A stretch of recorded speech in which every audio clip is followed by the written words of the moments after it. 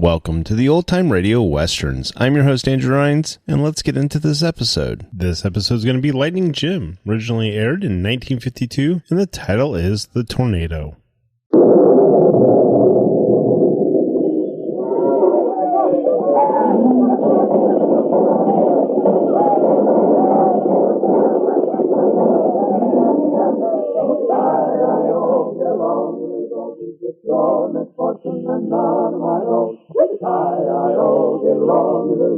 You know that the prairie will be your new home.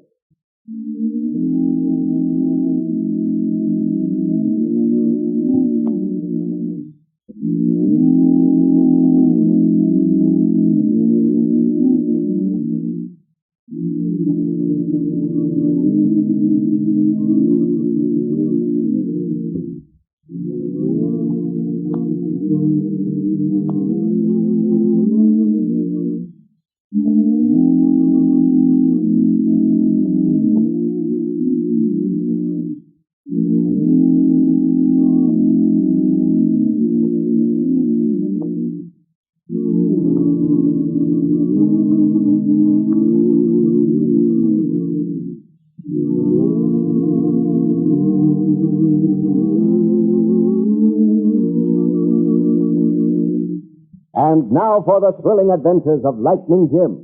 I won't stay back here. Let me out at once, do you hear? Let me out, I tell you. Oh, quiet down, Belle. I won't stay back here with this yowling pack of coyotes, I tell you. I won't. Let me out of here. Oh, for heaven's sake, pipe down, Bill. This is the Fort Anderson jail you're in, not that fancy reformatory you were at last time. Yeah, they ain't got no special ladies department here, Belle. Why, you dirty, Dawson sidewinder, you. Take that. Come on. Nail-hide, Belle Star. The spur in one of them boots of yours darn near took me ear off. You're just lucky I wasn't inside those boots, grinding them into your face, Jake Leader. Instead of just throwing them. It was your loose, running, double-crossing tongue that got us all behind bars. And if you don't watch out, I'll do some talking that'll get you measured for a hemp necktie. Yeah, and a 6-foot spread on Boot Hill. Yeah, it was Jake that cold us all into the marshal trap. Shut up, all of you. You're all tied with the same brush as Jake. The only difference between you and a pack of cold caps is a stripe down your back of yellow instead of white. All yellow and a yard wide. Where do you get that stripe? Shut up! Shut up! Shut up! Let me out of here! Let me out, I tell you!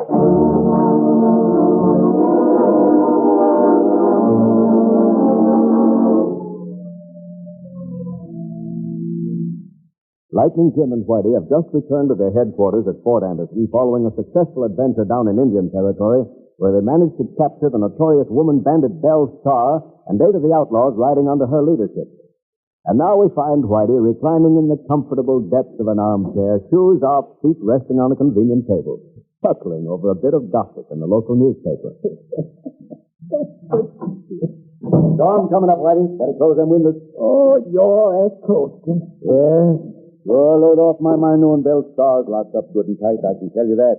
Good luck. You don't mean to tell me that you got worried over what the Belle said about the sleeping, do you? Well, I reckon it is kind of foolish, Whitey, to let her bragging bother me. But you know her record for luck. All the time she's had been sentenced to jail. The only time that woman ever left the prison for the front door was when her and Sam did that stretch at the Detroit Reformatory last year. You remember that? Oh, I know all that, Lightning. But don't you forget that she ain't never been our prisoner before. Yeah, I reckon you're right, Whitey. We've got a long record of good luck ourselves. It's sure good to be home here. Everything's so quiet and peaceful. Hey, Whitey. You want to take a look at this sky, will you? Sure. Hey, them thoughts, they look just like my divorce. Sure do. I stand this Lightning. That's the way the sky looks the time we was in that tornado up in Iowa. Yeah. Hey, look, Whitey, off there in the distance. That wailing dust. It is a tornado, by God. So, and it's coming straight at you.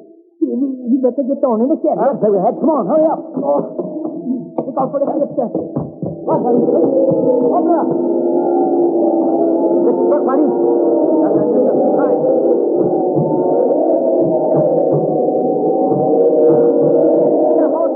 Let's go. No, she's going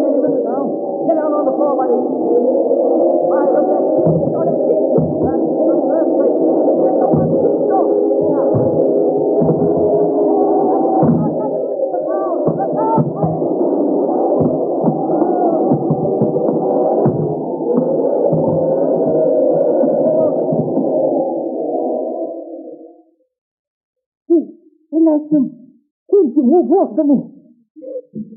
Instead, no shit. There's a house fall on me. Without you, you big. Listen, answer me. Listen. Yeah, most all right. Don't walk me like this.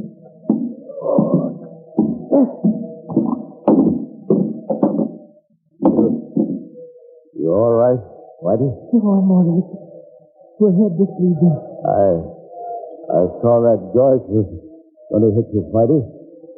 Thought I could catch it and break the blow with my shoulder, but wasn't fast enough, I reckon.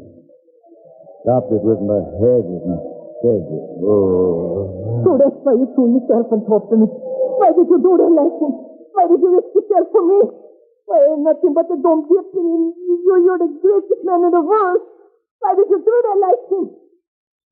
Lassie, answer me, please.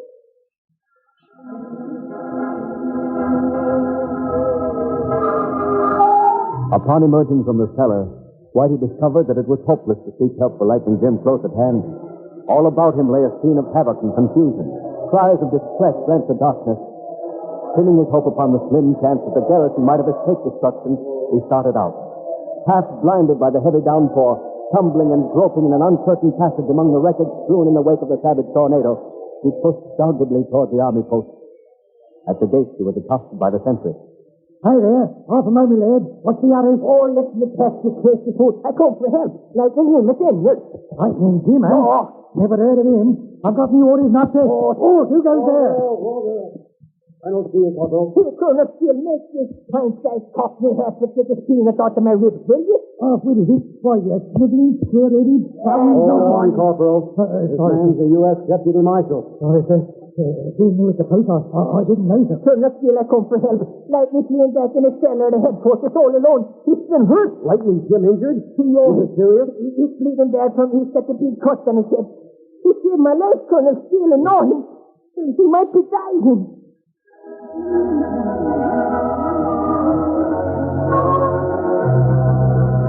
The army post of Fort Anderson had lain outside the direct path of the tornado, and thus had escaped to some extent the destruction which had claimed almost every home and building in the town.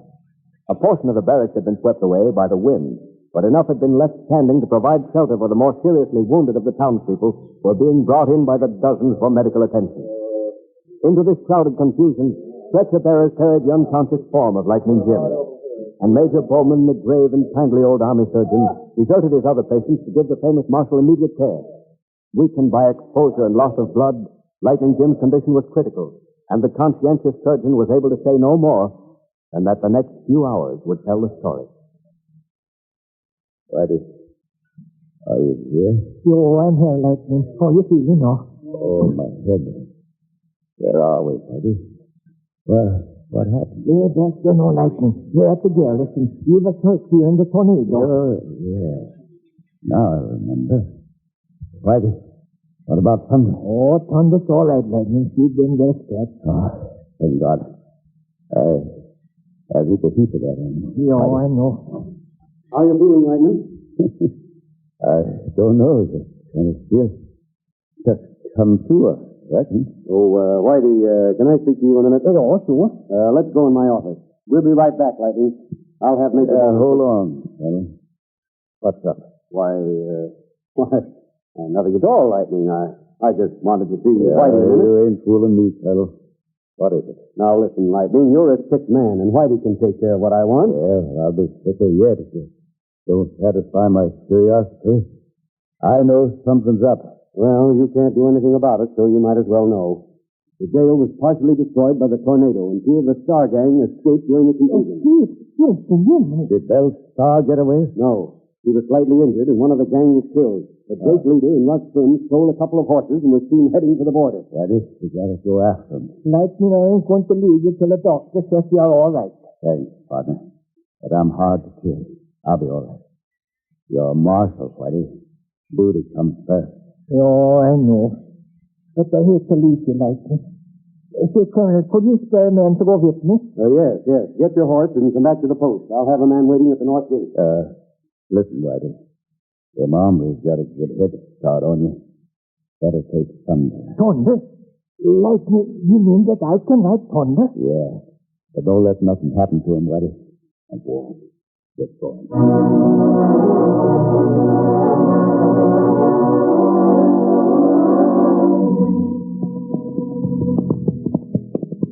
Hold on there, Marshal. Hold on. Well, so let's see again. It's Corporal.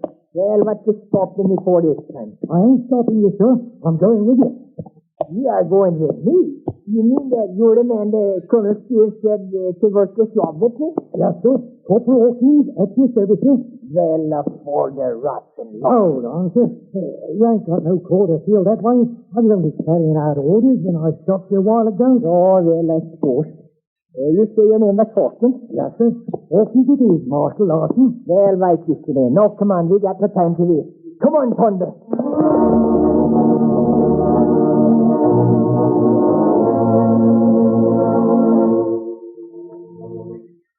Well, Whitey seems to have no premonition of the danger into which he so gallantly rides. What happens when he meets those murderous bandits, Jake Leader and Russ Finn? And what of the notorious Belle Starr, whose threat to escape has caused Lightning Jim such concern? The story unfolds in part 2 of the adventures of Lightning Jim, which follows immediately.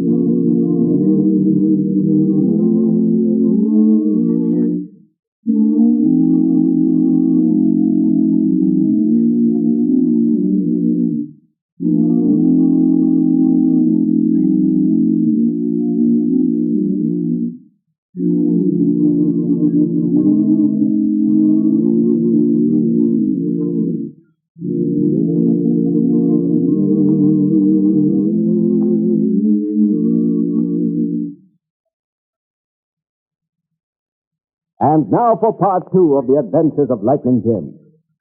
It's the morning following the tornado, and Whitey and Corporal Hawkins are following the trail of the escaped outlaws, while back at the Army barracks where the injured were brought for treatment, Lightning Jim is talking to Belle Starr, who occupies a neighboring cot.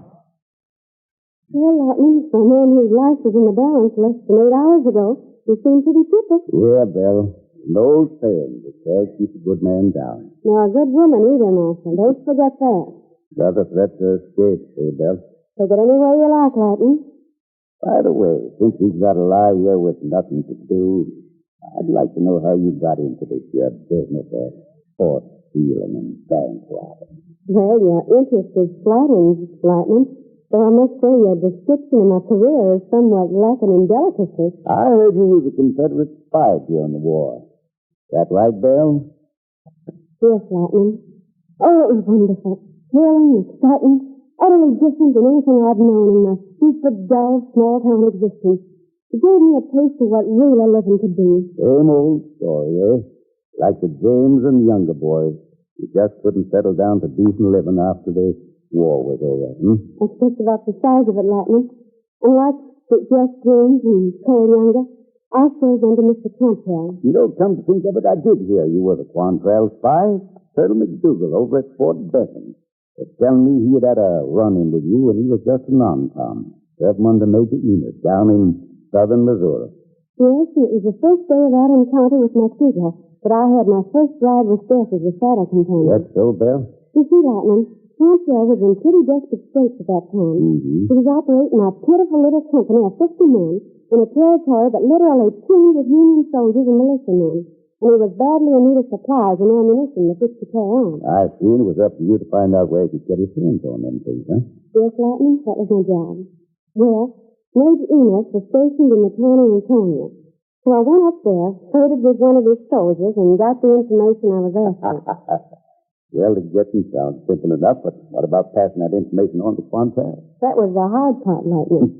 I knew Quantrell was trying to get a man through the federal lines, and that if successful, that man would be waiting just outside of the town of Carthage for me to bring him the information. Mm-hmm. The next morning, as I was starting for Carthage, my Hugo, who was a sergeant at that time, Colonel, Well, no. It is very early in the morning for a lad to be riding out. Oh, good morning, Sergeant McKeever.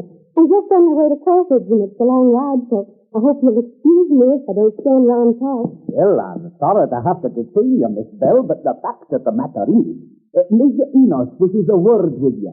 You'll have to tell the Major I just couldn't stop today, Sergeant. Tell him I'll see him the next time I come to Matonia. Now, if you'll kindly take your hand off my bridle, I'll be on my way. Can I do it, Miss Bell? The orders are to bring you to the Major, and bring you I must. Why, you impudent Highland beast. Shall I don't sit there while you're Let me hungry? with that There, voice. sit there, and back. Let go of me. Stop it.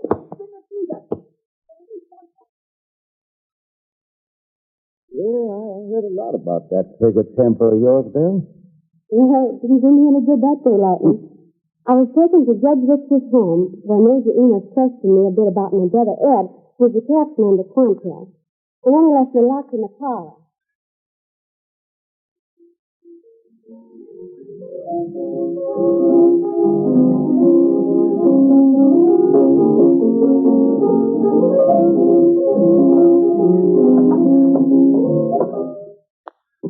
Oh, so it's you again, is it? So Walter, stop. Well, what do you want now?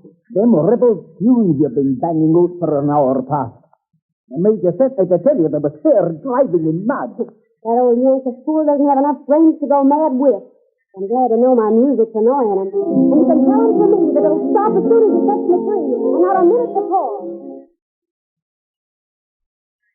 Well, that don't sound much like the official arrest of a war spy to me. Well, I hadn't been arrested as a spy, Lightning. No? Major Enos hadn't found out about my spying operations at that point. Oh, I see. I was being held for another reason. I found out about an hour.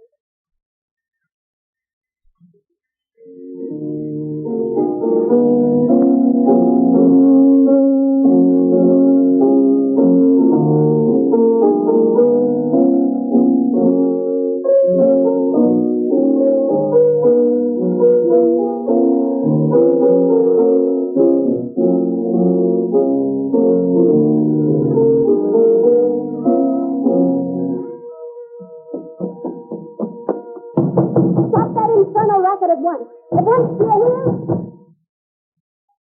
No, that was a fine musical cure we were having. Musical duel. You call that speaking bagpipe caterwauling music? Well, it's true I cannot play as good as song, but I can't have a rest to defend myself. It's just the Major does deny. Okay, let me go. Next is the Major calling you. And calling for it.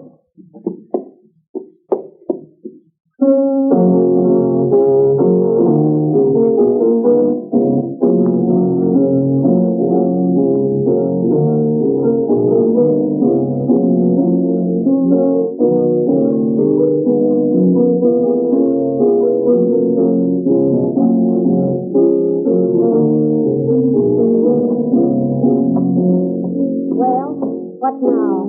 The Major says you are to go the news. You mean I'm free? I'm free to go to Carthage? You'll be free to go to Carthage, lass. But should you meet a detachment of Union cavalry on the way, be certain to take a good look at their prisoner.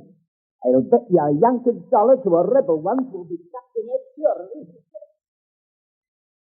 Oh, your brother Ed was the man that Quantrell had sent through the federal lines, eh, Bell? Listen, I was simply explained to Lightning. He'd been seen somewhere along the route and recognized. But by some miracle, he escaped capture and made it through to Carthage.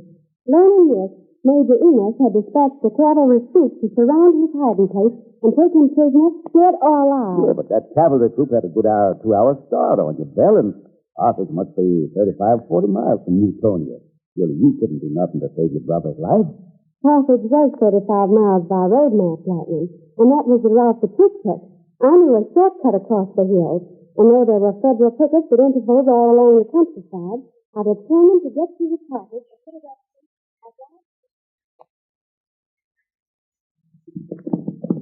Come on, Queenie, out there. They spotted us there. That's the case.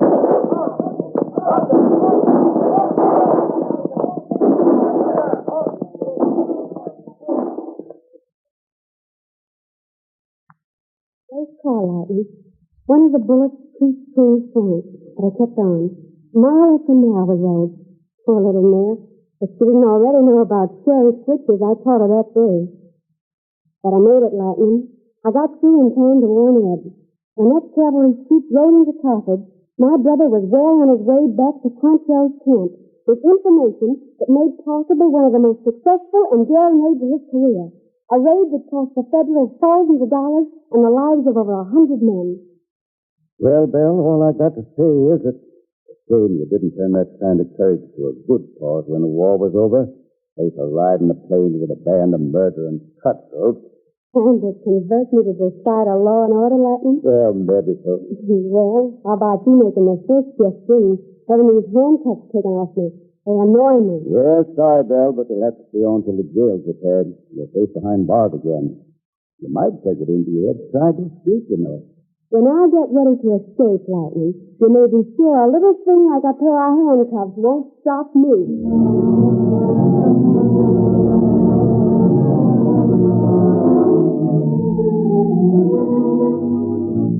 In the meantime, many miles south of Fort Anderson, Whitey and Hawkins forced their weary horses along a rocky trail.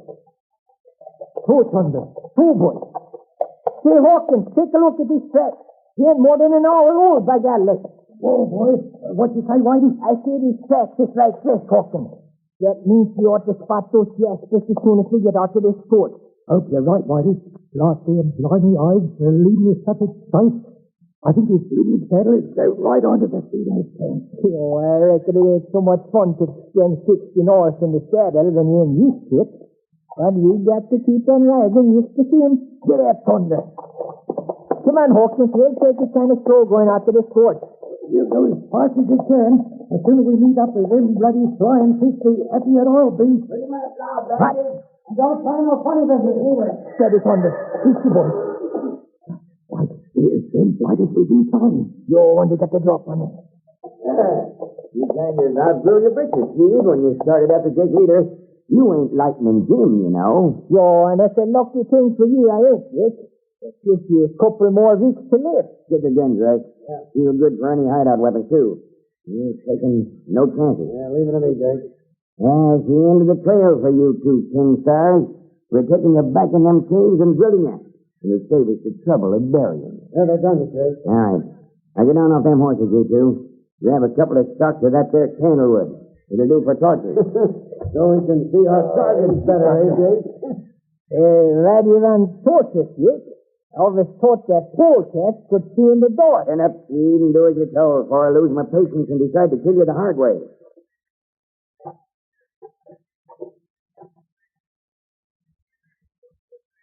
I'm saying no way out of this here blaming pickle, Whitey. Yeah, let's all look like it, old man. We got to keep our eyes peeled for us and see yumpers to polecat. Hey! I didn't tell you to pull up the whole desert. Get back here and get quick. Hold your horses, will you? This isn't got any guns, Whitey.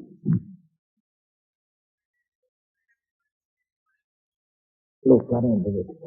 That's the candlewood, Dick. Yeah, it's about time. Now start walking. Don't make a false move or I'll let you have it in the back. Come on, Rex.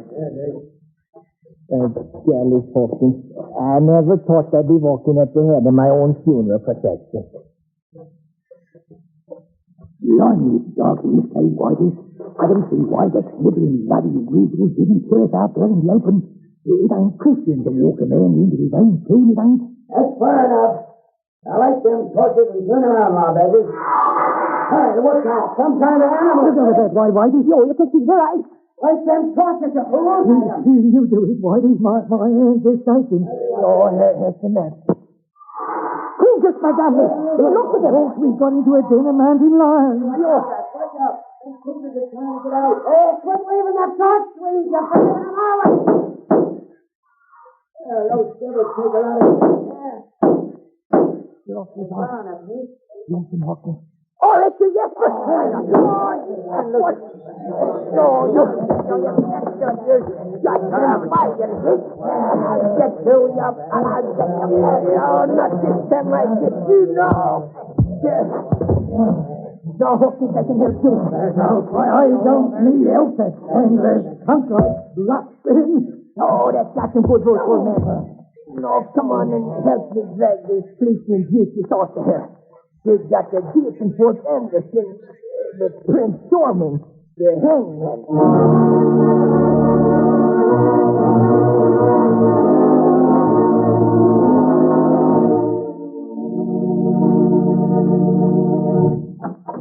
Whitey, old man. No, that's me, Larson. How you feeling, no? Never mind me. You get them. No, we got them all. Good work, Whitey. Well, now we got all the prisoners together again, huh? No, they're all over the way, and all excepting them. Bell's car ain't at the jail? No, the rest of them said she was still here at the army post. Had sprained ankle or something. He was here, Whitey. But as soon as they told me the jail had been repaired, I told the turnkey to take Bell back and put her behind bars. But that was 2 hours ago. The turnkey? Yeah. Well, see, that reminds me. I have a note for you. The turnkey left it with the livery stable man, and he told him not to send it over for a couple hours. Well, I'll be doggone. They've done it, Whitey. Bell Star's escaped. Yeah, listen to this. Dear sir, I hope you will excuse me for what I am about to do. Bell Star is a real lady, and she tells me she is a widow, too. She wants me to settle down to a new life and joy and happiness. So we are eloping in place of me taking her back to jail. Truly yours, John Harder, turnkey, Fort Anderson jail. Well, I'll be a monkey, uncle. Bell Star eloped with her turnkey. Yeah. Whitey, guess what happened? Bell Star has escaped. Yeah, so we just found out. Eloped with a turnkey. Eloped? Yeah. All I've got to say is that it was sure a short honeymoon for him. Huh? Well, how's that? Has the turnkey been taken in already? Taken in is right. Taken in by Bell Star. How? He was just found lying on the ground about 10 miles out of town, clubbed over the head.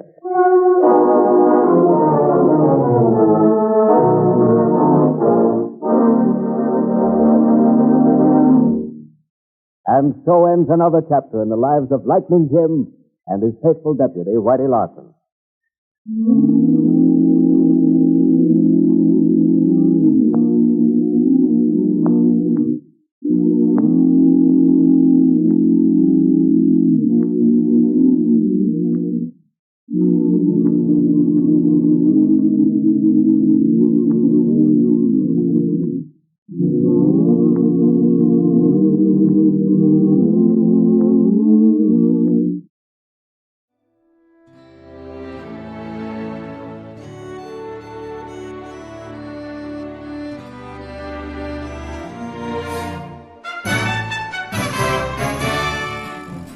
This has been a presentation of OTRWesterns.com, and we hope you enjoyed. Please take some time to like and rate our shows in your favorite podcast application. Follow us on Facebook by going to OTRWesterns.com/Facebook. Subscribe to our YouTube channel by going to OTRWesterns.com/YouTube. And send us an email, podcast@OTRWesterns.com. You can call and leave us a voicemail, 707-986-8739. This episode is copyright under the Attribution Non-Commercial Share-alike copyright. For more information, go to OTRWesterns.com/copyright. Have a great day, and thanks for listening.